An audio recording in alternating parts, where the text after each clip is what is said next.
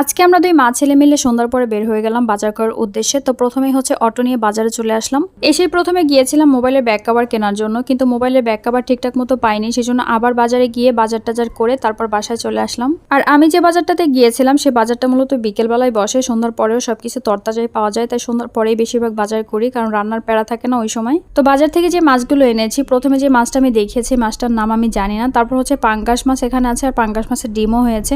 পাঙ্গাস মাছের ডিম হচ্ছে আমি লাইফে প্রথমবার দেখেছি। আর এই মাছগুলো আমি সবসময় আস্তই আনি, একদম ঘষে মেজে পরিষ্কার করে তারপরে আমার পছন্দ মতো সাইজ করে কাটি। আর বাজার থেকে কেটে আনলে ওরা একদম বড় বড় করে কেটে দেয়, আমার পছন্দই হয় না। আর আজকে আমি মলা মাছের কিছু শুটকিও এনেছি, আর সেই সাথে চিংড়ি মাছগুলো এনেছি। তো আমার ছেলে বলতেছিল আম্মু চিংড়ি মাছ কয়েকটা ভাজি করো। বাজারগুলো গুছিয়ে রাখতে রাখতে রাতের 11টা বেজে গিয়েছিল, কিন্তু এত রাতে আর ইচ্ছা করছিল না। তারপর ছেলে যেহেতু খেতে চেয়েছে, না দিলেও আফসোস থেকে যাবে, তাই সবকিছু গুছিয়ে 3-4টা চিংড়ি মাছ আর সেই সাথে পাঙ্গাস মাছের ডিমটাও ভুনা করে তারপর ছেলেকে খেতে দিয়েছি। আর ছেলে তো খেয়ে বলতেছে আম্মু খুবই মজা হয়েছে, এখন আর আফসোস থাকবে না।